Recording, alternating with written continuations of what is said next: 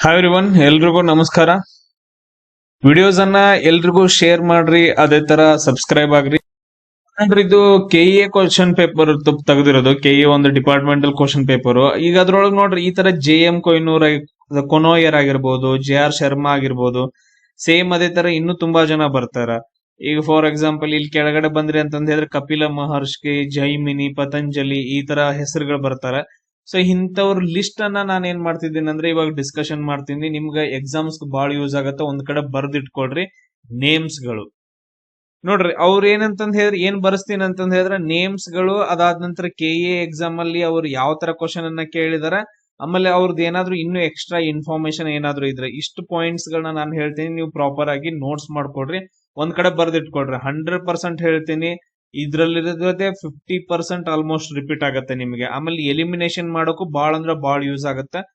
ಒಂದ್ ವಿಡಿಯೋನು ಮಿಸ್ ಮಾಡ್ಕೊಳಕ್ ಹೋಗ್ಬೇಡ್ರಿ. ಈ ತರ 3 ರಿಂದ 4 ವಿಡಿಯೋಸ್ ಗಳನ್ನ ನಾನು ಅಪ್ಲೋಡ್ ಮಾಡ್ತೀನಿ. ಎವ್ರಿಥಿಂಗ್ ಕವರ್ ಆಗಿರತ್ತೆ ಅದರಲ್ಲಿ. ಎಸ್, ಇದಾದ ಫಸ್ಟ್ ಒಂದ್ ನೋಡ್ರಿ, JM ಕೊನೋಯರ್ ಅಂತಂದ್ ಹೇಳಿ ಬರ್ತಾರೆ. JM ಕೊನೋಯರ್ ಅಂತಂದ್ ಹೇಳಿ ಇಲ್ಲಿ ನೀವು ಇಮೇಜ್ ಕೂಡ ನಾನು ತೋರಿಸ್ತೀನಿ ನಿಮ್ಗೆ. ಇವ್ರೇನ್ ಮಾಡಿದಾರೆ ಅಂತಂದ್ ಹೇಳಿದ್ರೆ ಮಧ್ಯಪ್ರದೇಶದ ಬಾಗೋರ್ ಅನ್ನೋದ್ರಲ್ಲಿ, ಸೊ ಮಧ್ಯಪ್ರದೇಶದ ಬಾಗೋರ್ ಅನ್ನೋ ಒಂದು ಪ್ರದೇಶದೊಳಗಡೆ ಏನ್ ಮಾಡಿದಾರೆ ಅಂತಂದ್ ಹೇಳಿದ್ರೆ ಹಳೆ ಶಿಲಾಯುಗದ ಪೂಜಾ ಸ್ಥಳವನ್ನ ಕಂಡುಹಿಡಿದಿದ್ದಾರೆ. ನೆನ್ಪಿಟ್ಕೊಳ್ರಿ, ಯಾವ್ದು ಮೇನ್ ಇಂಪಾರ್ಟೆಂಟ್, ಹಳೆ ಶಿಲಾಯುಗದ್ದು ಒಂದು ಪೂಜಾ ಸ್ಥಳವನ್ನ ಕಂಡುಹಿಡಿದಿದ್ದಾರ. ಅದು ಯಾವ ಆಕೃತಿಯಲ್ಲಿದೆ ಅಂತಂದ್ ಹೇಳಿದ್ರೆ ತ್ರಿಕೋನಾಕೃತಿಯಲ್ಲೈತೆ. ಇಲ್ಲಿ ನೀವು ನೋಡಿರ್ಬೋದು, ಇದನ್ನ ತ್ರಿಕೋನಾಕೃತಿಯಲ್ಲಿ ಕಂಡು ಬಂದೈತೆ. ಇದೊಂದು ತುಂಬಾ ಇಂಪಾರ್ಟೆಂಟ್. ಇದೇನಂತಂದ್ ಹೇಳಿದ್ರೆ ಅವ್ರು ಏನ್ ಹೇಳಿದ್ರೆ ಕ್ರಿಸ್ತಪೂರ್ವ 9000 ಅಥವಾ 8000 ಹಿಂದಿನ ಕಾಲದ್ದು ಅಂತಂದ್ ಹೇಳಿದಾರೆ ಇದನ್ನ.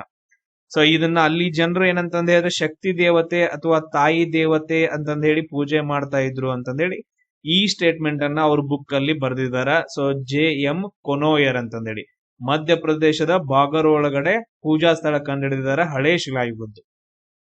ಸೊ ನೆಕ್ಸ್ಟ್ ನೋಡ್ರಿ, ನೆಕ್ಸ್ಟ್ ಯಾರು ಬರ್ತಾರಂದ್ರೆ JR ಶರ್ಮಾ ಅಂತಂದ್ ಹೇಳಿ.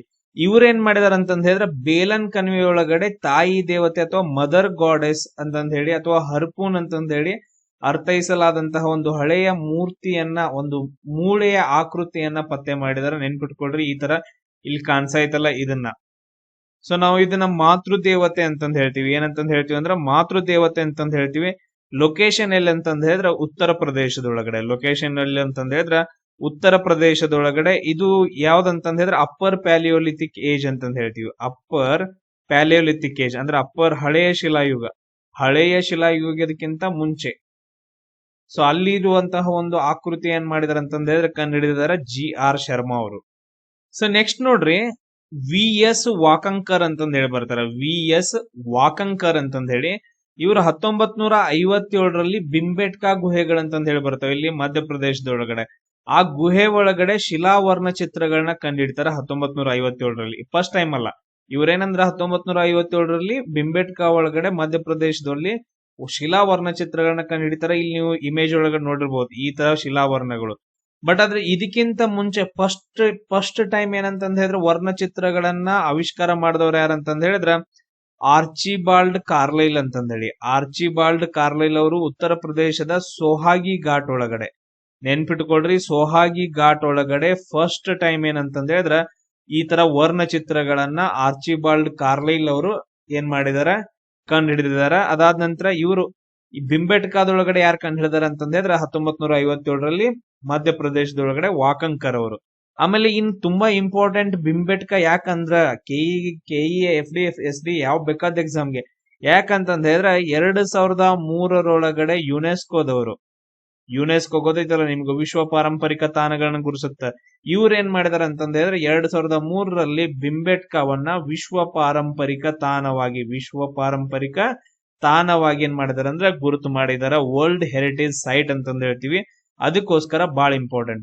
ಆಮೇಲೆ ಅಲ್ಲಿ ವರ್ಣಚಿತ್ರಗಳು ಯಾವ ಕಲರ್ ಅಲ್ಲಿ ಇದಾವ ಅಂತಂದ್ ಹೇಳಿದ್ರೆ ಜಾಸ್ತಿ ಕೆಂಪು ಮತ್ತು ಬಿಳಿ ಬಣ್ಣವನ್ನ ಹೊಂದಿದಾವ, ಕೆಂಪು ಮತ್ತು ಬಿಳಿ ಬಣ್ಣಗಳನ್ನ ಹೊಂದಿದಾವ. ಅಲ್ಲಿ ಇನ್ನೊಂದು ಪಾಯಿಂಟ್ ಬರ್ಕೊಳ್ಳಿದ್ರೆ ಅದರಲ್ಲಿ ಬೇಟೆ ಆಡೋದು, ನೃತ್ಯ ಮಾಡೋದು, ಹಬ್ಬಗಳನ್ನ ಮತ್ತು ಪ್ರಾಣಿಗಳನ್ನ ಸೊ ಏನ್ ಮಾಡಿದಾರೆ ಅಂದ್ರೆ ಚಿತ್ರೀಕರಣ ಮಾಡಿದಾರೆ. ಜಸ್ಟ್ ಇಷ್ಟು ಪಾಯಿಂಟ್ಸ್ ಗಳನ್ನ ಸೈಡ್ ಗೆ ಬರೆದಿಟ್ಕೊಡ್ರು. ಸೊ ಇದ್ ನೋಡ್ರಿ, ನಮ್ ಕರ್ನಾಟಕದ ಬಗ್ಗೆ ಇದು ಹಿರೇಬೆನಕಲ್ ಅಂತಂದ್ ಹೇಳಿ ಬರುತ್ತೆ. ಹಿರೇಬೆನಕಲ್ಲು ಕೊಪ್ಪಳ ಒಳಗಡೆ ಅಲ್ಲಿ ಬೃಹತ್ ಶಿಲಾಯುಗದ ಮೆಗಾಲಿಥಿಕ್ ತಾಣದ ಅಂದ್ರೆ ಅದು ತಾಣಗಳು ಕಂಡು ಬಂದಿದಾವ ಮೆಗಾಲಿಥಿಕ್ ತಾಣದ್ದು. ಸಂಗನಕಲ್ಲು ಮತ್ತು ಕಬ್ಗಲ್ಲು ಅಂತಂದ ಹೇಳಿ ಬಳ್ಳಾರಿ ಒಳಗಡೆ ಇಲ್ಲಿ ನವಶಿಲಾಯುಗದ ತಾಣಗಳು ಕಂಡು ಬಂದಿದಾವ. ಜಸ್ಟ್ ಹೆಸರು ನೆನ್ಪಿಟ್ಕೊಳ್ರಿ, ಇದ್ರ ಬಗ್ಗೆ ನಾನು ಡಿಸ್ಕಷನ್ ಮಾಡ್ತೇನೆ. ಆಮೇಲೆ ಬಾದಾಮಿ ಐಹೊಳೆ ಒಳಗಡೆ ಏನಂತಂದ ಹೇಳಿದ್ರೆ ಬಂಡೆ ಚಿತ್ರಗಳು, ಗುಹಾಂತರ ದೇವಾಲಯಗಳಿದಾವ. ಆಮೇಲೆ ಟೆಕ್ಕಲ್ ಕೋಟೆ ಬಳ್ಳಾರಿ ಒಳಗಡೆ ನವಶಿಲಾಯುಗದ ಬೂದಿ ದಿಬ್ಬಗಳು ಕಂಡು ಬಂದಿದಾವ. ಅದ್ರ ಜೊತೆಗೆ ಕಲ್ಲಿನ ಆಯುಧಗಳು ಟೆಕ್ಕಲ್ ಕೋಟೆ ಹತ್ರ. ಆಮೇಲೆ ಬ್ರಹ್ಮಗಿರಿ ಚಂದ್ರವಳ್ಳಿ ಹತ್ರ ಏನಂದ್ರ ಚಿತ್ರದುರ್ಗದಲ್ಲಿ ಅಶೋಕನ ಶಾಸನಗಳು ಮತ್ತು ಪ್ರಾಗೈತಿಹಾಸ ಕಾಲದ ನೆಲೆಗಳು ಕಂಡು ಬಂದಿದಾವ. ಎಲ್ಲಿ? ಬ್ರಹ್ಮಗಿರಿ ಚಂದ್ರವಳ್ಳಿ. ಈ ಪ್ಲೇಸ್ ಗಳು ಬಹಳ ಇಂಪಾರ್ಟೆಂಟ್. ಎಸ್, ಇಲ್ಲಿ ನೋಡ್ರಿ, ಇಲ್ಲೇನಂತಂದ ಹೇಳಿದ್ರೆ ಲೋತಾಲ್ ನಗರದಲ್ಲಿ ಹರಪ್ಪ ನಾಗರಿಕತೆ ಅಂತ ಬರುತ್ತಲ್ಲ, ಈ ಲೋತಾಲ್ ನಗರದೊಳಗಡೆ ಒಂದು ಹಡಗು ಕಟ್ಟೆ ಬರುತ್ತೆ, ಹಡಗುತಾನ ಅಂತಂದ್ ಹೇಳ್ತೀವಿ. ಸೊ ಲೋತಾಲ್ ಅಲ್ಲಿ ಒಂದು ಹಡಗುತಾನ, ಇದು ಒಂದು ಪಾಯಿಂಟ್ ಅನ್ನ ನೆನ್ಪಿಟ್ಕೋಬೇಕು. ಬಟ್ ಆದ್ರೆ ಇದು ಹಡಗು ಕಟ್ಟೆ ಅಲ್ಲ, ಅದೊಂದು ನೀರಾವರಿ ಕೊಳ ಅಥವಾ ಜಲಾಶಯ ಇರ್ಬೋದು ಅಂತಂದ್ ಹೇಳಿ ವಿಶ್ಲೇಷಣೆ ಮಾಡಿದವ್ರು ಯಾರಂತಂದ ಹೇಳಿದ್ರೆ ಎ ಲೆಶ್ನಿಕ್ ಅಂತಂದ ಹೇಳಿ. ಎ ಲೆಶ್ನಿಕ್ ಅನ್ನೋರು ಏನ್ ಹೇಳ್ತಾರಂದ್ರೆ ಅದು ಹಡಗು ಕಟ್ಟೆ ಅಲ್ಲ, ಮೇ ಬಿ ಅದು ಒಂದು ನೀರಾವರಿ ಕೊಳ ಅಥವಾ ಜಲಾಶಯ ಅಂತಂದ ಹೇಳಿ ವಿಶ್ಲೇಷಣೆ ಮಾಡ್ತಾರ. ಬಟ್ ಆದ್ರೆ ಈ ಲೋತಾಲ್ ನಗರವನ್ನ ಕಂಡಿಡಿದಂತ ವ್ಯಕ್ತಿ ಯಾರಂತಂದ ಹೇಳಿದ್ರೆ SR ರಾವ್. ಇಲ್ಲಿ ನೋಡ್ರಿ ಯಾರ್ಯಾರ ಹೆಸರುಗಳು ಬರ್ತಾವ ನೋಡ್ರಿ. SR ರಾವ್ ಅನ್ನೋ ಏನಂತಂದ ಹೇಳಿದ್ರೆ ಈ ಲೋತಾಲ್ ನಗರದಲ್ಲಿ ಒಂದು ಹಡಗು ಕಟ್ಟೆಯನ್ನ ಕಂಡಿಡಿತಾನ. ಇದು ಉತ್ಖನನ ಮಾಡ್ತಾನ, ಅವನು ಕಂಡುಹಿಡಿತಾನ. ಇದು ವಿಶ್ವದ ಅತ್ಯಂತ ಹಳೆಯ ಹಡಗು ಕಟ್ಟೆ ಅಂತಂದ್ ಹೇಳ್ತೀವಿ. ಇದು ಇಂಪಾರ್ಟೆಂಟ್. ಬಟ್ ಆದ್ರೆ ಈ ಲೆಶ್ನಿಕ್ ಏನ್ ಹೇಳ್ತಾ ಅಂತಂದ ಹೇಳಿದ್ರೆ ಅದು ಹಡಗು ಕಟ್ಟೆ ಅಲ್ಲ, ಮೇ ಬಿ ನೀರಾವರಿ ಕೊಳ ಇರಬೇಕು, ಜಲಾಶಯ ಇರಬೇಕು ಅಂತಂದೇಳಿ ಒಂದು ಸ್ಟೇಟ್ಮೆಂಟ್ ಅನ್ನ ಹೊಡಿತಾನ. ಇವರೆಲ್ಲ ಪ್ರಾಕೃತ ಶಾಸ್ತ್ರಜ್ಞರು, ಇವರೆಲ್ಲ ಪುರಾತತ್ವ ಶಾಸ್ತ್ರಜ್ಞರು. ಸೊ ಅದಕ್ಕೋಸ್ಕರ ಇವ್ರ ಹೆಸರುಗಳನ್ನ ನೆನ್ಪಿಟ್ಕೋಬೇಕು ನೀವು. ಎಸ್, ಇಲ್ಲಿ ನೋಡ್ರಿ ನೆಕ್ಸ್ಟ್ ಏನಂತಂದ ಹೇಳಿದ್ರೆ ಹರಪ್ಪ ನಗರ ಮೇನ್ ಇಲ್ಲೊಂದ್ ನೆನ್ಪಿಟ್ಕೊಳ್ರಿ. 1921 ರೈಲ್ವೆ ಹಳಿ ಹಾಕುವಾಗ ಸಿಗತ್ತ ಹರಪ್ಪ ನಗರ 1921. ಯಾರಂತಂದ ಹೇಳಿದ್ರ ದಯಾರಾಮ್ ಸಹಾನಿ ಅಂತಂದ ಹೇಳ್ತೀವಿ. ಯಾರು? ದಯಾರಾಮ್ ಸಹಾನಿ ಅವ್ರು ಸಿಗತ್ತ. ಆಮೇಲೆ ಇನ್ನೊಂದ್ ನಗರ ಬರುತ್ ನೋಡ್ರಿ, ಮೊಹೆಂಜೊದಾರೋ. ಈ ಮೊಹೆಂಜೊದಾರೋ 1922 ಯಾರು ಕಂಡುಹಿಡಿತಾರ? RD ಬ್ಯಾನರ್ಜಿ ಕಂಡುಹಿಡಿತಾರ. ಯಾರು ಕಂಡುಹಿಡಿತಾರ ಅಂತಂದ ಹೇಳಿದ್ರ RD ಬ್ಯಾನರ್ಜಿ. ಇವ್ರು ಕಂಡಿಡಿದ ನಂತರ ಇಲ್ಲಿ ಏನಂದ್ರೆ ಉಗ್ರಾಣಗಳು ಸಿಕ್ಕಿದಾವ. ಈಗ ಧಾನ್ಯಗಳನ್ನ ನಾವೆಲ್ಲ ಗೋಡಾವನ್ ಅಂತ ಕರಿತೀವಲ್ಲ, ಗೋಡಾವನ್, ಹಂಗ ಉಗ್ರಾಣಗಳು ಸಿಕ್ಕಿದಾವ. ಈ ಉಗ್ರಾಣಗಳು ನೀವು ಯಾಕಂದ್ರಿ, ಉಗ್ರಾಣಗಳು ಯಾಕಂದ್ರಿ ಅಂತಂದ ಹೇಳಿ ಪ್ರಶ್ನೆ ಮಾಡ. ಅವು ಉಗ್ರಾಣಗಳೆಲ್ಲ ಮೇ ಬಿ ರೂಮ್ಗಳು ಇರ್ಬೇಕು ಅಂತಂದ ಹೇಳಿ ಪ್ರಶ್ನೆ ಮಾಡಿದವ್ರು ಯಾರಂತಂದ ಹೇಳಿದ್ರ ಬಿ ಮಾರ್ಸಿಯಾ ಪೆಂಟ್ನೆಸ್ ಅಂತಂದ ಹೇಳಿ. ಈಗ ನೋಡ್ರಿ ಇವರೆಲ್ಲ ಪುರಾತತ್ವ ಶಾಸ್ತ್ರಜ್ಞರು. ಇವರೆಲ್ಲ ಒಬ್ಬ ಯಾರು ಕಂಡಿಡದಂದ್ರೆ ಇನ್ನೊಬ್ಬ ಉರಿಯೋದಲ್ಲ ಹಂಗ. ಈಗ ಇವ್ ಬಿ ಮಾರ್ಸಿಯಾ ಪೆಂಟ್ನೆಸ್ ಅನ್ನೋ ಏನ್ ಮಾಡ್ತಾನ ಅಂತಂದ ಹೇಳಿದ್ರ ಪ್ರಶ್ನೆ ಮಾಡ್ತಾನ, ಅವು ನಿಜವಾಗ್ಲೂ ಉಗ್ರಾಣಗಳೇನಂತಂದ ಹೇಳಿ. ಸೊ ಇವುಗಳನ್ನ ನಮ್ಮ KA ಬೋರ್ಡ್ ಅಲ್ಲಿ ಕೇಳಿದಾರ. ಸರ್ ನಿಜವಾಗ್ಲೂ ಕೇಳಿದಾರೇನ್ರಿ? ಎಸ್ ನೋಡ್ರಿ, ಇಲ್ಲೆಲ್ಲ ಕೇಳಿದಾರ ನೋಡ್ರಿ, ಮಾರಿಕಾ ಪೆಂಟ್ನೆಸ್ ಅಂತಂದ ಹೇಳಿ. ಇಲ್ಲಿ ಆಗ್ಲೇ ಹೇಳ್ದು ಲೆಶ್ನಿಕ್ ಬಗ್ಗೆ ಹೇಳ್ದೆ ನಾನು, ಕೇಳಿದಾರ ಕ್ವಶನ್ಸ್ ಗಳು. ಅದ್ರ ಜೊತೆಗೆ ಮೊಹೆಂಜೊದಾರೋದೊಳಗಡೆ ಇನ್ನೊಂದ್ ಏನ್ ಬರುತ್ತೆ, ದೊಡ್ಡ ಈಜುಕೊಳ ಅಂತಂದ್ ಹೇಳಿ ಬರುತ್ತೆ. ಇದನ್ನ ಕ್ವಶನ್ ಕೇಳ್ತಾರೆ, ದೊಡ್ಡ ಈಜುಕೊಳ ಎಲ್ಲಿ ಬರುತ್ತ? ಮೊಹೆಂಜೊದಾರೋದೊಳಗಡೆ ಬರುತ್ತ. ಅದಾದ ನಂತರ ಇನ್ನೊಂದು ಕಂಚಿನ ನರ್ತಕಿ ಅಂತಂದ್ ಹೇಳಿ ಬರುತ್ತಲ್ಲ, ಕಂಚಿನ ನರ್ತಕಿ, ಅದು ಕೂಡ ಎಲ್ಲಿ ಬರುತ್ತ? ಮೊಹೆಂಜೊದಾರೋದೊಳಗಡೆ ಬರುತ್ತ. ಆಮೇಲೆ ಹರಪ್ಪ ನಗರ ಯಾವ ನದಿ ದಡದಲ್ಲಿ ಬರುತ್ತ? ರಾವಿ ನದಿ ದಡದಲ್ಲಿ ಬರ್ತೈತೆ. ಆಮೇಲೆ ಮೊಹೆಂಜೊದಾರೋ ಯಾವ ನದಿ ದಡದಲ್ಲಿ ಬರುತ್ತ? ಇದು ಸಿಂಧೂ ನದಿಯ ದಡದಲ್ಲಿ ಬರ್ತೈತೆ. ಇಷ್ಟು ಪಾಯಿಂಟ್ಸ್ ಗಳನ್ನ ಬರ್ಕೊಳ್ರಿ ಇದ್ರೊಳಗ. ನೆಕ್ಸ್ಟ್ ನೋಡ್ರಿ, ಈ ಕ್ವಶನ್ಸ್ ಗಳನ್ನ ಕೇಳ್ತಾರ ಮುಖ್ಯ ಗ್ರಂಥಗಳ ಬಗ್ಗೆ. ಈಗ ನೋಡ್ರಿ ಕಪಿಲ ಮುನಿ ಅಂತ ಇದಾರೆ. ಇವ್ರ ಏನ್ ಮಾಡ್ತಾರ ಅಂದ್ರೆ ಸಾಂಖ್ಯಾಶಾಸ್ತ್ರ ಅಂತಂದೇಳಿ, ಸಾಂಖ್ಯಾ ದರ್ಶನ ಅಥವಾ ಸಾಂಖ್ಯಾ ಸೂತ್ರ ಅನ್ನೋ ಒಂದು ಬುಕ್ ಅನ್ನ ಬರೀತಾರ. ಇದ್ರಲ್ಲಿ ಏನ್ ಹೇಳ್ತಾರ ಅಂತಂದ ಹೇಳಿದ್ರ, ಇದೇನ್ ಸೃಷ್ಟಿ ಐತಲ್ಲ, ಈ ಸೃಷ್ಟಿ ಏನಂದ್ರ ಪುರುಷ ಮತ್ತು ಪ್ರಕೃತಿಯಿಂದ, ಅಂದ್ರೆ ಎರಡು ಮೂಲಗಳಿಂದ ತಯಾರಾಗೈತಿ ಅಂತಂದೇಳಿ. ಯಾವ್ದ್ರಿಂದ? ಪುರುಷ ಮತ್ತು ಪ್ರಕೃತಿಯಿಂದ ಏನಾಗೈತಿ, ಅಂದ್ರೆ ಈ ಪ್ರಪಂಚ ಸೃಷ್ಟಿ ಆಗೈತಿ ಅಂತಂದ್ರೆ ಸಾಂಖ್ಯಾ ಸೂತ್ರದಲ್ಲಿ ಹೇಳ್ತಾರ. ನೆಕ್ಸ್ಟ್ ಇವ್ರು ನೋಡ್ರಿ ಪತಂಜಲಿ ಮಹರ್ಷಿ ಏನ್ ಮಾಡ್ತಾರ ಅಂದ್ರೆ ಯೋಗ ಸೂತ್ರವನ್ನ ಕಂಡುಹಿಡಿತಾರ. ಯೋಗ ಸೂತ್ರ, ಯೋಗ ದರ್ಶನವನ್ನ ಬರೀತಾರ. ಗೌತಮಿ ಮಹರ್ಷಿ ಯಾವ್ದು? ನ್ಯಾಯ ದರ್ಶನ. ಕನಾದ ಮಹರ್ಷಿ ಯಾವ್ದಂತಂದ ಹೇಳಿದ್ರ ವೈಶೇಷಿಕ ದರ್ಶನ ಅಂತಂದೇಳಿ.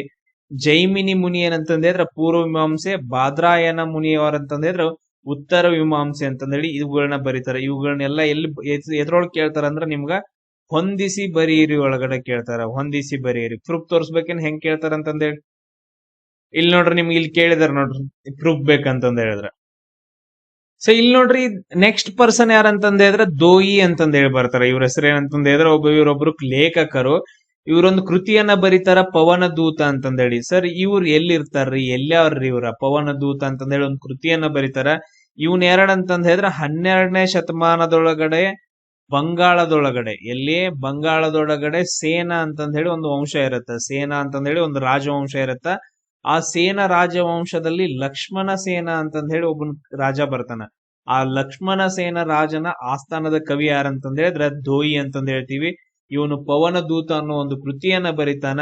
ಇದು ಆಲ್ಮೋಸ್ಟ್ ಯಾವ ರೀತಿಯಾಗೈತೆ ಅಂತಂದ ಹೇಳಿದ್ರೆ ಕಾಳಿದಾಸ ಒಂದು ಕೃತಿಯನ್ನ ಬರಿತಾನ ನೋಡ್ರಿ, ಮೇಘದೂತ ಅಂತಂದೇಳಿ. ಮೇಘದೂತ ಸೇಮ್ ಅದೇ ರೀತಿಯಾಗಿ ಏನಂತಂದ ಹೇಳಿದ್ರೆ ಇದು ಪವನ ದೂತ ಅಂತಂದ ಹೇಳಿ ಧೋಯಿ ಅನ್ನೋನ್ ಬರಿತಾನ. ಕಾಳಿದಾಸ ಬರೆದಂತ ಮೇಘದೂತ ಹೆಂಗೈತಿ ಸೇಮ್ ಹಂಗ ಪವನ ದೂತ ಅಂತಂದ ಹೇಳಿ ಧೋಯಿ ಬರಿತಾನ. ಇವನು ಸೇನ ರಾಜವಂಶದ ಲಕ್ಷ್ಮಣ ಸೇನನ ಏನಂತಂದ ಹೇಳಿದ್ರ ಅವನ ಆಸ್ಥಾನದಲ್ಲಿ ಇರುವಂತ ಒಬ್ಬ ಕವಿ. ನೆಕ್ಸ್ಟ್ ಇನ್ನೊಬ್ಬನ್ ಬರ್ತಾನ ಧನಂಜಯ ಅಂತಂದೇಳಿ. ಯಾರು? ಧನಂಜಯ. ಇವನು ದಶರೂಪ ಅನ್ನೋ ಒಂದು ಕಾವ್ಯವನ್ನ ಬರಿತಾನೆ. ಏನು? ದಶರೂಪ ಅಂತಂದೇಳಿ. ಇವನು ಯಾರ ಆಸ್ಥಾನದಲ್ಲಿ ಇರ್ತಾನಂತಂದ ಹೇಳಿದ್ರ 10ನೇ ಶತಮಾನದ ಮಾಳ್ವಾದ ಪರಮಾರರ ರಾಜವಂಶ. ಮಾಳ್ವಾದ ಪರಮಾರರು ಅಂತಂದ ಹೇಳಿ ಬರ್ತಾರ. ಆ ಪರಮಾರರಲ್ಲಿ ಮುಂಜ ಅಂತಂದ ಹೇಳಿ ಒಬ್ಬ ರಾಜ ಬರ್ತಾನೆ. ಯಾರಂತಂದ ಹೇಳಿದ್ರ ಮುಂಜ ಅನ್ನೋ ಒಬ್ಬ ರಾಜ. ಅವನ ಆಸ್ಥಾನದ ಕವಿ ಯಾರಂತಂದ ಹೇಳಿದ್ರ ಇವನು ಧನಂಜಯ ಅಂತಂದ ಹೇಳ್ತೀವಿ. ಇದು ದಶರೂಪ ಅಂತಂದ ಹೇಳಿ. ಇದೇನಂತಂದ ಹೇಳಿದ್ರ ಈಗ ಇದು ಯಾವ ರೀತಿ ಆಗೈತೆ ಅಂತಂದ ಹೇಳಿದ್ರ ಆಲ್ಮೋಸ್ಟ್ ಇದೊಂದು ನಾಟಕ ಶಾಸ್ತ್ರ ಮತ್ತು ರೂಪಕ ಲಕ್ಷಣಗಳನ್ನ ಹೊಂದಿರುವಂತ ಒಂದು ಸಂಸ್ಕೃತ ಗ್ರಂಥ.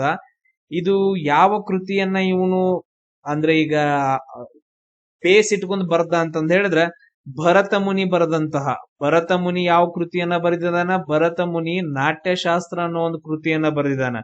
ನೆನ್ಪಿಟ್ಕೊಳ್ರಿ, ಭರತ ಮುನಿ ಏನಂತಂದ ಹೇಳಿದ್ರೆ ನಾಟ್ಯಶಾಸ್ತ್ರ. ಅದರಲ್ಲಿರೋ ಪಾಯಿಂಟ್ಸ್ ಗಳನ್ನ ತಗೊಂಡು ದಶರೂಪ ಅನ್ನೋ ಒಂದು ಕೃತಿಯನ್ನ ಯಾರು ಬರೀತಾರ ಅಂತಂದ ಹೇಳಿದ್ರ ಈ ಧನಂಜಯ ಅನ್ನೋನು ಬರೀತಾನ. ಅದಾದ ನಂತರ ನೆಕ್ಸ್ಟ್ ಶ್ರೀಹರ್ಷ ಅಂತಂದ ಹೇಳಿ ಬರ್ತಾನ ನೋಡ್ರಿ. ಇವನ್ ಯಾರು? ಶ್ರೀಹರ್ಷ. ಸರಿ, ಶ್ರೀಹರ್ಷ ಏನಂತಂದ ಹೇಳಿದ್ರ ನೈಷೇಧ ಚರಿತ ಅಥವಾ ನೈಷೇಧಿಯ ಚರಿತ ಅಂತಂದ ಹೇಳಿ ಒಂದು ಕೃತಿಯನ್ನ ಬರೀತಾನ. ಇದು ತುಂಬಾ ಇಂಪಾರ್ಟೆಂಟ್. ಈ ಶ್ರೀಹರ್ಷ ಏನಂತಂದ ಹೇಳಿದ್ರೆ ಕನೌಜ್ ಒಳಗಡೆ, ಎಲ್ಲಿ ಕನೌಜ್ ಒಳಗಡೆ ಒಂದು ರಾಜವಂಶ ಬರುತ್ತ ಗಹದ್ವಾಲ್ರು ಅಂತಂದ ಹೇಳಿ. ಗಹದ್ವಾಲ್ರು ಅಂತಂದ ಹೇಳಿ ಬರ್ತಾರ. ಈ ಗಹದ್ವಾಲ್ರಲ್ಲಿ ರಾಜ ಜಯಚಂದ್ರ ಅಂತಂದ ಹೇಳಿ. ಆ ರಾಜ ಜಯಚಂದ್ರನ ಆಸ್ಥಾನದ ಕವಿ ಯಾರಂತಂದ ಹೇಳಿದ್ರ ಶ್ರೀಹರ್ಷ ಅಂತಂದ ಹೇಳ್ತೀವಿ. ಅವನೇನಂತಂದ ಹೇಳಿದ್ರ ನೈಷೇಧ ಚರಿತೆ ಅನ್ನೋ ಒಂದು ಕೃತಿಯನ್ನ ಬರಿತಾನ. ಈ ಕೃತಿ ಬಾಳ ಅಂದ್ರ ಬಾಳ ಫೇಮಸ್. ಇದು ಪಂಚ ಮಹಾಕಾವ್ಯಗಳಲ್ಲಿ, ಸಾಹಿತ್ಯ ಕ್ಷೇತ್ರದೊಳಗಡೆ ನಮ್ಮ ಭಾರತದಲ್ಲಿ ಪಂಚ ಮಹಾಕಾವ್ಯಗಳು ಬರ್ತಾವ. ಆ ಪಂಚ ಮಹಾಕಾವ್ಯಗಳಲ್ಲಿ ಒಂದ್ ಯಾವ್ದಂತಂದ ಹೇಳಿದ್ರ ನೈಷೇಧ ಚರಿತೆ ಅಂತಂದ ಹೇಳ್ತೀವಿ. ಇದು ತುಂಬಾ ಇಂಪಾರ್ಟೆಂಟ್ ಆಗಿರೋದು. ನೆಕ್ಸ್ಟ್ ನೋಡ್ರಿ, ರಾಜಶೇಖರ ಅಂತಂದ ಹೇಳಿ ಬರ್ತಾನ. ಇವ್ರು ಬರೆದಂತ ಕೃತಿ ಯಾವ್ದಂತಂದ ಹೇಳಿದ್ರ ಕರ್ಪೂರ ಮಂಜರಿ ಅಂತಂದ ಹೇಳ್ತೀವಿ. ಈ ರಾಜಶೇಖರ ಯಾರ ಆಸ್ಥಾನದಲ್ಲಿ ಇರ್ತ ಅಂತಂದ ಹೇಳಿದ್ರ 9ನೇ 10ನೇ ಶತಮಾನದಲ್ಲಿ ಬರುವಂತ ಗುರ್ಜರ ಪ್ರತಿಹಾರರು ಅಂತಂದ ಹೇಳಿ ಬರ್ತಾರೆ. ಯಾರು? ಗುರ್ಜರ ಪ್ರತಿಹಾರರು ಅಂತಂದ ಹೇಳಿ ಒಂದು ರಾಜವಂಶ ಬರುತ್ತ. ಈ ರಾಜವಂಶದಲ್ಲಿ ಒಬ್ಬ ರಾಜ ಯಾರಂತಂದ ಹೇಳಿದ್ರ ಮಹೇಂದ್ರ ಪಾಲ. ಯಾರ? ಮಹೇಂದ್ರ ಪಾಲ ಅಂತಂದ ಹೇಳಿ ಒಬ್ಬ ರಾಜ ಬರ್ತಾನ ಅವನ ಆಸ್ಥಾನದಲ್ಲಿ. ಅದು ಯಾರು? 1ನೇ ಮಹೇಂದ್ರ ಪಾಲ ಅವನ ಆಸ್ಥಾನದಲ್ಲಿ. ಅದಾದ ನಂತರ ನೆಕ್ಸ್ಟ್ ಅವನ ಮಗ ಮಹಿಪಾಲ ಅಂತಂದೇಳಿ. ಅವನ ಮಗ ಮಹಿಪಾಲ. ಇವ್ರಿಬ್ರು ಆಸ್ಥಾನದ ಕವಿ ಯಾರಾಗಿರ್ತಾರ ಅಂತಂದ ಹೇಳಿದ್ರೆ ಇವನ್ ರಾಜಗುರು ಕೂಡ, ಕವಿ ಕೂಡ, ಅದ್ರ ಜೊತೆಗೆ ರಾಜಗುರು ಕೂಡ. ಯಾರಂತಂದ ಹೇಳಿದ್ರೆ ರಾಜಶೇಖರ್ ಅಂತಂದ ಹೇಳ್ತೀವಿ. ಅದನ್ನ ಬರೆದಂತ ಕೃತಿ ಯಾವ್ದಂತಂದ ಹೇಳಿದ್ರ ಕರ್ಪೂರ ಮಂಜರಿ ಅಂತಂದ ಹೇಳ್ತೀವಿ. ಅದ್ರ ಜೊತೆಗೆ ಇನ್ನು ಬೇರೆ ಬೇರೆ ಕೃತಿಗಳನ್ನ ಬರಿತಾನ ಅವನು. ಈ ರಾಜಶೇಖರ ಏನ್ ಮಾಡ್ತಾ ಅಂತಂದ ಹೇಳಿದ್ರ ಇನ್ನು ಬೇರೆ ಕೃತಿಗಳನ್ನ ಬರಿತಾನ. ಆ ಕೃತಿಗಳನ್ನು ಕೂಡ ಎಕ್ಸಾಮ್ಸ್ ಅಲ್ಲಿ ಕೇಳಿದಾರ. ಯಾವ್ದಂತಂದ ಹೇಳಿದ್ರೆ ಕಾವ್ಯ ಮೀಮಾಂಸೆ ಅಂತಂದ ಹೇಳ್ತೀವಿ. ಯಾವ್ದಂತಂದ ಹೇಳ್ತೀವಿ? ಕಾವ್ಯ ಮೀಮಾಂಸೆ ಅನ್ನೋ ಒಂದು ಕೃತಿ. ಅದಾದ ನಂತರ ಇನ್ನೊಂದು ಕೃತಿ ಯಾವ್ದಂತಂದ ಹೇಳಿದ್ರೆ ಬಾಲರಾಮಾಯಣ ಅಂತಂದೇಳಿ. ಇನ್ನೊಂದ್ ಯಾವ್ದು? ಬಾಲರಾಮಾಯಣ ಅನ್ನೋ ಒಂದು ಕೃತಿ ಬರುತ್ತ. ಅದಾದ ನಂತರ ನೆಕ್ಸ್ಟ್ ಇನ್ನೊಂದ್ ಯಾವ್ದಂತಂದ ಹೇಳಿದ್ರೆ ಬಾಲಭಾರತ ಅಂತಂದೇಳಿ. ಸೊ ಟೋಟಲ್ ಆಗಿ ಇಷ್ಟು ಕೃತಿಗಳನ್ನ ಯಾರು ಬರೀತಾರ ಅಂತಂದ ಹೇಳಿದ್ರೆ ರಾಜಶೇಖರ ಬರೀತಾನ. ಇವನು ಗುರ್ಜರ ಪ್ರತಿಹಾರರ ದೊರೆಯಾದಂತಹ 1ನೇ ಮಹೇಂದ್ರಪಾಲ ಮತ್ತು ಮಹಿಪಾಲನ ಆಸ್ಥಾನದಲ್ಲಿ ಇರ್ತಾರ. ಎಸ್, ಇಲ್ಲಿ ನೋಡ್ರಿ ಕೆ.ಎ. ನೀಲಕಂಠ ಶಾಸ್ತ್ರಿ ಅಂತಂದ ಹೇಳಿ ಒಬ್ರು ಬರ್ತಾರ. ಇಲ್ಲಿ ನೋಡ್ರಿ ಇಮೇಜ್ ಒಳಗಡೆ ಇವ್ರೇನ್ ಹೇಳ್ತಾರಂದ್ರ ಚೋಳ ಸಾಮ್ರಾಜ್ಯ ಏನಿತ್ತಲ್ಲ ಅದೊಂದು ಕೇಂದ್ರೀಕೃತ ರಾಜ್ಯ, ಆಮೇಲೆ ಶಕ್ತಿಯುತ ಅಧಿಕಾರಶಾಹಿ ಹೊಂದಿರುವಂತ ಒಂದು ರಾಜ್ಯ. ಆ ರಾಜ್ಯವನ್ನ ಎದಕ್ ಹೋರಿಸ್ತಾರಂತಂದ ಹೇಳಿದ್ರೆ ಯುರೋಪ್ ಒಳಗಡೆ ಒಂದು ಸಾಮ್ರಾಜ್ಯ ಇರುತ್ತೆ, ಬೈಜೆಂಟೈನ್ ಸಾಮ್ರಾಜ್ಯ ಅಂತಂದ ಹೇಳಿ. ಆ ಟೈಮ್ ಒಳಗಡೆ ತುಂಬಾ ಪ್ರಸಿದ್ಧವಾಗಿರೋದು. ಆ ಬೈಜೆಂಟೈನ್ ಸಾಮ್ರಾಜ್ಯಕ್ಕೆ ಹೋಲುವಂತಹ ಒಂದು ಸಾಮ್ರಾಜ್ಯವನ್ನ ಚೋಳರು ಹೊಂದಿದ್ರು ಅಂತಂದೇಳಿ ಯಾರು ಹೇಳ್ತಾರಂದ್ರ ಕೆ.ಎ. ನೀಲಕಂಠ ಶಾಸ್ತ್ರಿ ಹೇಳ್ತಾರ. ಇದನ್ನ ಕೆ.ಇ.ಎ. ಒಳಗಡೆ ಕ್ವಶನ್ಸ್ ಅನ್ನ ಕೇಳಿದಾರ ಇವ್ರ ಬಗ್ಗೆ. ಅದಾದ ನಂತರ ನೆಕ್ಸ್ಟ್ ಮತ್ತೊಂದು ಕೆಲವೊಂದು ವಿಷಯಗಳನ್ನ ಏನ್ ಕೇಳಿದಾರೆ ಅಂತಂದ್ ಹೇಳಿದ್ರೆ ಉತ್ತರ ಮೇರೂರು ಶಾಸನ ಅಂತಂದ್ ಹೇಳಿ ಬರುತ್ತೆ. ಯಾವುದು? ಉತ್ತರ ಮೇರೂರು ಶಾಸನ ಅಂತಂದ್ ಹೇಳಿ. ಈ ಉತ್ತರ ಮೇರೂರು ಶಾಸನ ಏನ್ ಹೇಳತ್ತಂತಂದ್ ಹೇಳಿದ್ರ ಗ್ರಾಮದ ಆಡಳಿತದ ಬಗ್ಗೆ ಹೇಳುತ್ತೆ. ಗ್ರಾಮದ ಆಡಳಿತದ ಬಗ್ಗೆ ತುಂಬಾ ಇಂಪಾರ್ಟೆಂಟ್. ಗ್ರಾಮದಲ್ಲಿ ಯಾವ ರೀತಿಯಾಗಿ ಆಡಳಿತ ನಡೀತಾ ಇತ್ತು ಅಂತಂದ್ ಹೇಳಿ ನೆನ್ಪಿಟ್ಕೊಳ್ರಿ, ಇದು ತುಂಬಾ ಇಂಪಾರ್ಟೆಂಟ್ ಆಗಿರುವಂತದ್ದು. ಸೊ ಇದನ್ನ ಹೊರಡಿಸಿದಂತ ದೊರೆ ಯಾರಂತಂದ್ ಹೇಳಿದ್ರೆ ಚೋಳರ ವಂಶದ 1ನೇ ಪರಾಂತಕ ಅಂತಂದ್ ಹೇಳ್ತೀವಿ. 1ನೇ ಪರಾಂತಕ. ಈ 1ನೇ ಪರಾಂತಕ ಇದ್ದಾವ 949 ಒಂದು ಯುದ್ಧವನ್ನ ಮಾಡ್ತಾನ, ತಕ್ಕೋಳಂ ಕದನ ಅಂತಂದ್ ಹೇಳ್ತೀವಿ. ಯಾವುದು? ತಕ್ಕೋಳಂ ಕದನ. ಯಾರ ಜೊತೆಗೆ? ರಾಷ್ಟ್ರಕೂಟರ 3ನೇ ಕೃಷ್ಣನ ಜೊತೆಗೆ. ಯಾರ ಜೊತೆಗೆ? ರಾಷ್ಟ್ರಕೂಟರ 3ನೇ ಕೃಷ್ಣನ ಜೊತೆಗೆ ಯುದ್ಧ ಮಾಡ್ತಾನ. ಈ ರಾಷ್ಟ್ರಕೂಟರ 3ನೇ ಕೃಷ್ಣನಿಗೆ ಹೆಲ್ಪ್ ಮಾಡಿದಂತಹ ಗಂಗರ ದೊರೆ ಯಾರು? ಕಮೆಂಟ್ ಹಾಕರ್. ನಾನು ಲಾಸ್ಟ್ ಟೈಮ್ ಹೇಳಿದ್ದೀನಿ ನೋಡ್ರಿ ನಿಮಗೆ. ನೆಕ್ಸ್ಟ್ ನೋಡ್ರಿ ಅಬುಲ್ ಫಜಲ್ ಅಂತಂದ್ ಹೇಳಿ ಬರ್ತಾರ. ಇವ್ರ ಕ್ವಶನ್ಸ್ ಗಳು ಜಾಸ್ತಿ ಬರ್ತಾವ. ಅಬುಲ್ ಫಜಲ್ ಅಂತಂದ್ ಹೇಳಿ ಬರ್ತಾನ. ಇವನ್ ಯಾರ ಆಸ್ಥಾನದಲ್ಲಿ ಇರ್ತಾನ ಅಂತಂದ್ ಹೇಳಿದ್ರೆ ಅಕ್ಬರ್ನ ಆಸ್ಥಾನದಲ್ಲಿ ಇರ್ತಾನ. ಈಗ ನೋಡ್ರಿ ಅಕ್ಬರ್ನ ಆಸ್ಥಾನದಲ್ಲಿ ಯಾರು ಇರ್ತಾರ ಅಂತಂದ್ ಹೇಳಿದ್ರೆ ನವರತ್ನರು ಅಂತಂದ್ ಹೇಳಿರ್ತಾರ. 9 ಜನ ಏನಂದ್ರ ವಿದ್ವಾಂಸರು ಇರ್ತಾರ. ಅದ್ರಲ್ಲಿ ಒಬ್ರು ಯಾರಂತಂದ್ ಹೇಳಿದ್ರ ಅಬುಲ್ ಫಜಲ್ ಅಂತಂದ್ ಹೇಳ್ತೀವಿ. ಇವನೊಂದು ಬುಕ್ ಬರೀತಾನ, ಅಕ್ಬರ್ ನಾಮ ಅಂತಂದ್ ಹೇಳಿ ಒಂದು ಬುಕ್. ಆಮೇಲೆ ಇನ್ನೊಂದು ಬುಕ್ ಯಾವ್ದಂದ್ರ ಐನ್ ಇ ಅಕ್ಬರಿ ಅಂತಂದ್ ಹೇಳಿ. ಐನ್ ಇ ಅಕ್ಬರಿ. ಇದ್ ನೋಡ್ರಿ ಅಕ್ಬರ್ ನಾಮ ಬುಕ್ ಏನ್ ಹೇಳತ್ತಂತಂದ್ ಹೇಳಿದ್ರ ಅಕ್ಬರ್ನ ಜೀವನದ ಬಗ್ಗೆ, ಅಕ್ಬರ್ನ ಜೀವನದ ಬಗ್ಗೆ ಮತ್ತು ಆಡಳಿತದ ಬಗ್ಗೆ ಹೇಳುವಂತಹ ಒಂದು ಕೃತಿ. ಇದನ್ನ ಹಿಂಗೆಲ್ಲ ಕೇಳ್ತಾರ ಕೆಇ ಒಳಗ. ಅಕ್ಬರ್ನ ಜೀವನ ಮತ್ತು ಆಡಳಿತದ ಬಗ್ಗೆ ಹೇಳುವಂತ ಕೃತಿ ಯಾವ್ದಂತಂದ್ ಹೇಳಿದ್ರ ಅಕ್ಬರ್ ನಾಮ ಅಂತಂದ್ ಹೇಳ್ತೀವಿ. ಅದಾದ ನಂತರ ನೆಕ್ಸ್ಟ್ ಐನ್ ಇ ಅಕ್ಬರಿ ಅಂತಂದ್ ಹೇಳಿದ್ರೆ, ಐನ್ ಇ ಅಕ್ಬರಿ ಅಂತಂದ್ ಹೇಳಿದ್ರೆ ಇದು ಮೊಘಲ್ ಸಾಮ್ರಾಜ್ಯದ ಆಡಳಿತ, ಕಂದಾಯ ವ್ಯವಸ್ಥೆ ಮತ್ತು ಸೈನ್ಯದ ಬಗ್ಗೆ ಹೇಳುವಂತಹ ಒಂದು ಕೃತಿ. ಇದು ನೋಡ್ರಿ ಏನೇನ್ ಹೇಳುತ್ತಾ? ಕಂದಾಯ ವ್ಯವಸ್ಥೆ ಬಗ್ಗೆ, ಅದಾದ ನಂತರ ಆಡಳಿತದ ಬಗ್ಗೆ, ಅದ್ರ ಜೊತೆಗೆ ಏನಂತಂದ್ ಹೇಳಿದ್ರೆ ಸೈನ್ಯದ ಬಗ್ಗೆ ಹೇಳುವಂತ ಕೃತಿ ಯಾವ್ದಂದ್ರ ಐನ್ ಇ ಅಕ್ಬರಿ ಅಂತಂದ್ ಹೇಳ್ತೀವಿ. ಪಾಯಿಂಟ್ ಅನ್ನ ನೆನ್ಪಿಟ್ಕೊಡ್ರಿ. ಅದಾದ ನಂತರ ನೆಕ್ಸ್ಟ್ ಬರೋನು ಅಬ್ದುಲ್ ಖಾದಿರ್ ಬದೌನಿ ಅಂತಂದ್ ಹೇಳಿ. ಅಬ್ದುಲ್ ಖಾದಿರ್ ಬದೌನಿ ಇವನು ಕೂಡ ಅಕ್ಬರ್ನ ಆಸ್ಥಾನದಲ್ಲಿರುವಂತಹ ಒಬ್ಬ ಕವಿ ಅಂತಂತ ಅನ್ಕೊಳ್ರಿ. ಅಕ್ಬರ್ನ ಆಸ್ಥಾನದಲ್ಲಿ ಅಬ್ದುಲ್ ಖಾದಿರ್ ಬದೌನಿ ಇವನು ಬರೆದಂತಹ ಕೃತಿ ಯಾವ್ದಂತಂದ್ ಹೇಳಿದ್ರ ಮುಂತಕಬ್ ಉತ್ ತಾವರಿಕ್ ಅಂತಂದ್ ಹೇಳಿ. ಮುಂತಕಬ್ ಉತ್ ತಾವರಿಕ್ ಅಥವಾ ತಾರಿಕ್ ಇ ಬದೌನಿ ಅಂತಂದ್ ಹೇಳಿ. ಇದ್ರದ್ದು ಇನ್ನೊಂದ್ ಹೆಸರು ಏನಂತಂದ್ ಹೇಳಿದ್ರ ತಾರಿಕ್ ಇ ಬದೌನಿ ಅಂತಂದ್ ಹೇಳಿ. 2 ಹೆಸರು ಬರ್ತಾವ. ಈ ಹೆಸರನ್ನು ನೆನ್ಪಿಟ್ಕೊಡ್ರಿ. ಈ ಹೆಸರನ್ನು ಮುಂತಕಬ್ ಉತ್ ತಾವರಿಕ್ ಅಥವಾ ತಾರಿಕ್ ಇ ಬದೌನಿ ಅಂತಂದ್ ಹೇಳಿ ಅಂತಂದ್ ಕರೀತಾರ. ಅದಾದ ನಂತರ ಇನ್ನೊಂದ್ ಯಾವ್ದಂತಂದ್ ಹೇಳಿದ್ರೆ ರಜನಾಮ ಅಂತಂದ್ ಹೇಳಿ. ರಜನಾಮ ಅಂತಂದ್ ಹೇಳಿ ಇದು ತುಂಬಾ ಇಂಪಾರ್ಟೆಂಟ್. ಇದೇನಂತಂದ್ ಹೇಳಿದ್ರೆ ಹಿಂದೂ ಮಹಾಕಾವ್ಯವಾದಂತಹ ಮಹಾಭಾರತವನ್ನ ಪರ್ಷಿಯನ್ ಭಾಷೆಗೆ ಭಾಷಾಂತರ ಮಾಡ್ತಾನ. ಪರ್ಷಿಯನ್ ಭಾಷೆಗೆ ಮಹಾಭಾರತವನ್ನ ನೆನ್ಪಿಟ್ಕೊಡ್ರಿ. ಮಹಾಭಾರತವನ್ನ ಪರ್ಷಿಯನ್ ಭಾಷೆಗೆ ಭಾಷಾಂತರ ಮಾಡಿ ಅದನ್ನ ಹೆಸರಿಡ್ತಾನ ರಜ್ನಾಮ, ರಜ್ಮಾನ ಅಂತಂದ ರಜ್ಮ್ ನಾಮ ಅಂತಂದ್ ಹೇಳಿ ಹೇಳ್ತಾನ. ಇದು ತುಂಬಾ ಇಂಪಾರ್ಟೆಂಟ್. ಸೊ ಈ 2 ಕೃತಿಗಳು. ಇದಾದ ನಂತರ ನೆಕ್ಸ್ಟ್ ಬರುತ್ತೆ ಯಾರಂತಂದ್ ಹೇಳಿದ್ರೆ ಜಿಯಾ ಉದ್ದೌನ್ ಬರೋನಿ ಅಂತಂದ್ ಹೇಳಿ. ಜಿಯಾ ಉದ್ ದಿನ್ ಬರ್ನಿ ಅಂತಂದ್ ಹೇಳಿ ಇವನು ತುಘಲಕ್ ಆಸ್ಥಾನದಲ್ಲಿ ಇರ್ತಾನ. ಯಾರ ಆಸ್ಥಾನದಲ್ಲಿ? ತುಘಲಕ್ ಆಸ್ಥಾನದಲ್ಲಿ. ಅದು ಯಾರ ಆಸ್ಥಾನ ಅಂತಂದ್ ಹೇಳಿದ್ರ ಮೊಹಮ್ಮದ್ ಬಿನ್ ತುಘಲಕ್. ಯಾರ್ಯಾರ ಆಸ್ಥಾನದಲ್ಲಿ? ಮೊಹಮ್ಮದ್ ಬಿನ್ ತುಘಲಕ್ ಮತ್ತು ಫಿರೋಜ್ ಶಾ ತುಘಲಕ್. ಇವ್ರಿಬ್ರು ಆಸ್ಥಾನದಲ್ಲಿ ಇರ್ತಾನ. ಯಾರು? ಜಿಯಾ ಉದ್ ದಿನ್ ಬರೋನಿ ಅಂತಂದ್ ಹೇಳಿ. ಇವನ್ ಒಂದು ಕೃತಿಯನ್ನ ಬರಿತಾನ. ಅದ್ರ ಹೆಸರು ಏನಂತಂದ್ ಹೇಳಿದ್ರೆ ತಾರಿಕ್ ಇ ಫಿರೋಜ್ ಶಾಹಿ. ಅಂದ್ರೆ ಫಿರೋಜ್ ಶಾ ತುಘಲಕ್ನ ಆಸ್ಥಾನದಲ್ಲಿ ಇರ್ತಾನಲ್ಲ, ಅದಕ್ಕೋಸ್ಕರ ಒಂದು ಕೃತಿ ತಾರಿಕ್ ಇ ಫಿರೋಜ್ ಶಾಹಿ ಅಂತಂದ್ ಹೇಳಿ ಒಂದು ಕೃತಿ. ಇದ್ ಹೆಂಗಂತಂದ್ ಹೇಳಿದ್ರೆ ಗಿಯಾಜುದ್ದೀನ್ ಬಲ್ಬನ್ ನಿಂದ ಹಿಡ್ಕೊಂಡು ಫಿರೋಜ್ ಶಾ ತುಘಲಕ್ ಒಳಗು ಹೆಂಗ್ ಆಡಳಿತ ನಡೀತು ಅಂತಂದ್ ಹೇಳಿ. ಬಲ್ಬನ್ ನಿಂದ ಹಿಡ್ಕೊಂಡು ಫಿರೋಜ್ ಶಾ ತುಘಲಕ್ ವರೆಗೂ ದೆಹಲಿ ಸುಲ್ತಾನರ ಆಡಳಿತ ಹೆಂಗಿತ್ತು ಅಂತಂದ್ ಹೇಳಿ ಹೇಳುವಂತಹ ಒಂದು ಕೃತಿ ಯಾವ್ದಂತಂದ್ ಹೇಳಿದ್ರೆ ತಾರಿಕ್ ಇ ಫಿರೋಜ್ ಶಾಹಿ ಅಂತಂದ್ ಹೇಳ್ತೀವಿ. ಅದಾದ ನಂತರ ಇನ್ನೊಂದು ಬರತ್ ನೋಡ್ರಿ ಪತ್ವ್ ಇ ಜಹಾಂದರಿ ಅಂತಂದ್ ಹೇಳಿ. ಪತ್ವ್ ಇ ಜಹಾಂದರಿ ಅಂತಂದ್ ಹೇಳಿ ಇದು ಮುಸ್ಲಿಂ ಆಡಳಿತಗಾರರಿಗೆ ರಾಜಕೀಯ ನೀತಿಗಳನ್ನ ಹೇಳುವಂತ ಒಂದು ಕೈಪಿಡಿ ಅಂತಂದ್ ಹೇಳ್ತೀವಿ. ಸೊ ಮುಸ್ಲಿಂ ಆಡಳಿತಗಾರರು ಹೆಂಗ ಆಡಳಿತವನ್ನ ನಡೆಸಬೇಕು ಅಂತಂದ್ ಹೇಳಿ ಬರೆದಂತ ಕೃತಿ ಪತ್ವ್ ಇ ಜಹಾಂದರಿ ಅಂತಂದ್ ಹೇಳಿ. ಅದಾದ ನಂತರ ಇವನ್ ಹೆಸರು ಕೇಳಿದಾರಪ್ಪ, ಇವೆಲ್ಲ ಬಾಳ ಸರಿ ಕೇಳಿದಾರ. ಮಿನಾಜ್ ಇ ಸಿರಾಜ್ ಅಂತಂದ್ ಹೇಳಿ. ಮಿನಾಜ್ ಇ ಸಿರಾಜ್ ಅಂತಂದ್ ಹೇಳಿ ಇವನ್ ಏನಂತಂದ್ ಹೇಳಿದ್ರೆ ತುಂಬಾ ಇಂಪಾರ್ಟೆಂಟ್. ಇವನ್ ಯಾರ ಆಸ್ಥಾನದಲ್ಲಿ ಬರ್ತಾನಂತಂದ್ ಹೇಳಿದ್ರೆ ಗುಲಾಮಿ ವಂಶದ ನಾಸಿರುದ್ದೀನ್ ಮೊಹಮ್ಮದ್ ಆಸ್ಥಾನದಲ್ಲಿ. ಗುಲಾಮಿ ಸಂತತಿಯ ಒಬ್ಬ ರಾಜ ಯಾರಂತಂದ್ ಹೇಳಿದ್ರೆ ನಾಸಿರುದ್ದೀನ್ ಮೊಹಮ್ಮದನ ಆಸ್ಥಾನದಲ್ಲಿ ಮಿನಾಜ್ ಇ ಸಿರಾಜ್ ಬರ್ತಾನ. ಇವನೊಂದು ಕೃತಿಯನ್ನ ಬರಿತಾನ, ತಬ್ಕತ್ ಇ ನಾಸಿರಿ ಅಂತಂದ್ ಹೇಳಿ. ತಬ್ಕತ್ ಇ ನಾಸಿರಿ ಅನ್ನೋ ಒಂದು ಕೃತಿಯನ್ನ ಬರಿತಾನ. ಇವನು ಮೊಹಮ್ಮದ್ ಗೋರಿ ಭಾರತದ ಮೇಲೆ ಹೆಂಗ್ ದಾಳಿ ಮಾಡ್ದ ಅಂತಂದೇಳಿ. ಸೊ ಮೊಹಮ್ಮದ್ ಗೋರಿ ನಮ್ಮ ಭಾರತದ ಮೇಲೆ ಹೆಂಗ್ ದಾಳಿ ಮಾಡ್ದ, ಅದಾದ ನಂತರ ಇಲ್ತಮಿಷು ರಜಿಯಾ ಸುಲ್ತಾನ್ ಹೆಂಗ್ ಆಡಳಿತ ನಡೆಸಿದ್ರು ಅಂತಂದ್ ಹೇಳಿ ಈ ಕೃತಿ ಒಳಗಡೆ ಡೀಟೇಲ್ಸ್ ಬರುತ್ತ, ತಬ್ಕತ್ ಇ ನಾಸಿರಿ ಅಂತಂದ್ ಹೇಳಿ. ನೆನಪಿಟ್ಕೊಡ್ರಿ ಇದನ್ನ. ಅದಾದ ನಂತರ ನೆಕ್ಸ್ಟ್ ಈಗ ನಾನು ಮೊಹಮ್ಮದ್ ಗೋರಿ ಬಗ್ಗೆ ನಾನು ಹೇಳ್ತೀನಿ ಕೆಲವೊಂದು ಪಾಯಿಂಟ್ಸ್ ಗಳು. ಅದಾದ ನಂತರ ರಫಿಯುದ್ದೀನ್ ಸಿರಾಜಿ ಅಂತಂದ್ ಹೇಳಿ ಬರ್ತಾರೆ. ಇನ್ನೊಬ್ರು ಯಾರಂತಂದ್ ಹೇಳಿದ್ರೆ ರಫಿಯುದ್ದೀನ್ ಸಿರಾಜಿ ಅಂತಂದ್ ಹೇಳಿ ಬರ್ತಾರ. ಇವನು ಆದಿಲ್ ಶಾಹಿಗಳಲ್ಲಿ ಇರ್ತಾರೆ. ಯಾರಂತಂದ್ ಹೇಳಿದ್ರೆ ಈಗ ಬಿಜಾಪುರ ಆದಿಲ್ ಶಾಹಿ ಇರ್ತಾನಲ್ಲ ಅವ್ರ ಆಸ್ಥಾನದಲ್ಲಿ. ಅದು ಪರ್ಟಿಕ್ಯುಲರ್ ಆಗಿ ಯಾರ ಆಸ್ಥಾನದಾಗ ಅಂತಂದ್ ಹೇಳಿದ್ರೆ ಎರಡನೇ ಇಬ್ರಾಹಿಂ ಆದಿಲ್ ಶಾ.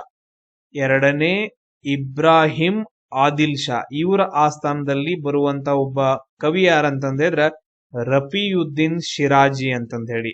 ತುಂಬಾ ಇಂಪಾರ್ಟೆಂಟ್. ಇವ್ರು ಬರೆದಂತ ಕೃತಿ ತಜ್ಕಿ ರಾತುಲ್ ಮೂಲಕ್ ಅಂತಂದ್ ಹೇಳಿ. ತಜ್ಕಿ ರಾತುಲ್ ಮೂಲಕ್ ಅಂತಂದ್ ಹೇಳಿ ಈ ಕೃತಿ ಬರಿತಾನ. ಇದು ಬಹಮನಿ ಮತ್ತು ಬಿಜಾಪುರ ಆದಿಲ್ ಶಾಹಿಗಳ ಇತಿಹಾಸವನ್ನ ತಿಳಿಸುತ್ತೆ ನಮ್ಗೆ. ಈಗ ನಮ್ಗೆ ಬಹಮನಿ ಸುಲ್ತಾನರ ಬಗ್ಗೆ, ಆದಿಲ್ ಶಾಹಿಗಳ ಬಗ್ಗೆ, ಅವ್ರು ಯಾರ್ಯಾರ ರಾಜರು ಹೆಂಗ್ ಆಡಳಿತ ನಡೆಸ್ತಾ ಇದ್ರು ಅಂತಂದ್ ಹೇಳಿ ಗೊತ್ತಾಗೋದ್ ಹೆಂಗ, ಈಗ ಈ ಕೃತಿಯಿಂದ ನಮಗೇನಂದ್ರ ಗೊತ್ತಾಗತ್ತ.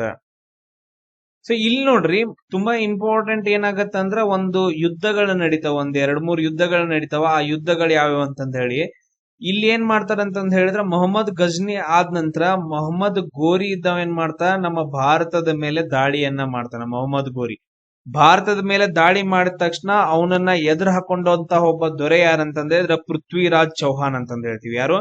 ಪೃಥ್ವಿರಾಜ್ ಚೌಹಾನ್. ಇವನ್ ಏನ್ ಮಾಡ್ತಾ ಅಂತಂದ್ರೆ ಎದುರು ಹಾಕೊಂತಾನ. ಇಂಪಾರ್ಟೆಂಟ್. ಅದರಲ್ಲಿ 1ನೇ ಯುದ್ಧ ನಡೆಯುತ್ತಾ 1191 ಅದನ್ನ ಮೊದಲ ತರಾಯಿನ್ ಯುದ್ಧ ಅಂತ ಕರಿತೀವಿ. 1ನೇ ತರಾಯಿನ್ ಯುದ್ಧ ಅಂತಂದ್ ಹೇಳಿ ಕರಿತೀವಿ. ಇದ್ರೊಳಗಡೆ ಯಾರು ಗೆಲ್ತಾರಂದ್ರ ಪೃಥ್ವಿರಾಜ್ ಗೆಲ್ತಾನ, ಮೊಹಮ್ಮದ್ ಗೋರಿ ಸೋಲ್ತಾನ, ಬದುಕೋಗ್ ಮಗನ ಅಂತಂದ್ ಹೇಳಿ ಬಿಟ್ಬಿಡ್ತಾನ. ಹಂಗ್ ಮಾಡ್ಬಾರ್ದು ನಮ್ಮವ್ರ, ಕೊಂದೋಗ್ಬೇಕಲ್ಲೇ ಅವನ್ನ. ಸೊ ಮುಂದ್ ಏನು ಆಗತ್ತಿರ್ಲಿಲ್ಲ ಕೊಂದೋಗದಿದ್ರ.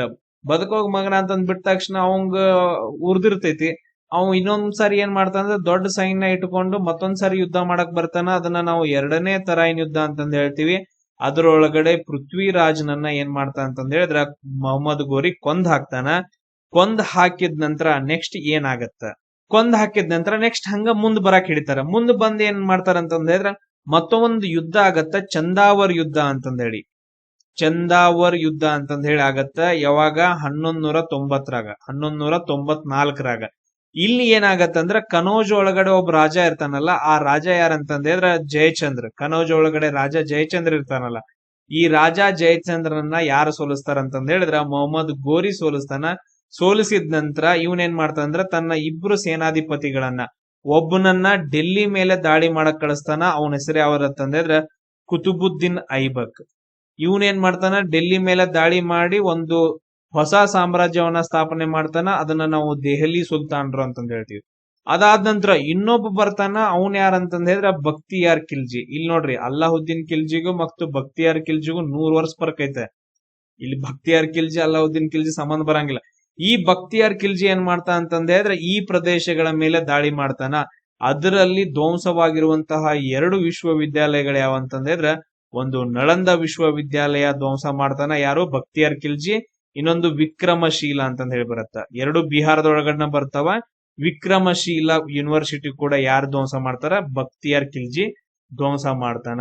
ಇವು ಇಂಪಾರ್ಟೆಂಟ್ ಕೆಇಎ ಕೇಳುವಂತಹ ಕ್ವಶನ್ಸ್ ಗಳು. ನನಗ ಇವಾಗ ಒಂದು ಆನ್ಸರ್ ಹೇಳ್ರಿ, ನಳಂದ ವಿಶ್ವವಿದ್ಯಾಲಯವನ್ನ ಕಟ್ಟಿಸಿದಂತಹ ವ್ಯಕ್ತಿ ಯಾರು ಅಂತಂದ್ರೆ ಕಮೆಂಟ್ ಹಾಕ್ರಿ. ಸೊ ಉಳಿದಿರೋ ಪ್ರಮುಖ ಇತಿಹಾಸಕಾರರನ್ನ, ಅದಾದ ನಂತರ ಪುರಾತತ್ವ ಶಾಸ್ತ್ರಜ್ಞರನ್ನ, ರಾಜರನ್ನ, ಆಮೇಲೆ ಕವಿಗಳನ್ನ ಮತ್ ನೆಕ್ಸ್ಟ್ ಕಂಟಿನ್ಯೂ ಮಾಡೋಣ. ಜೈ ಹಿಂದ್.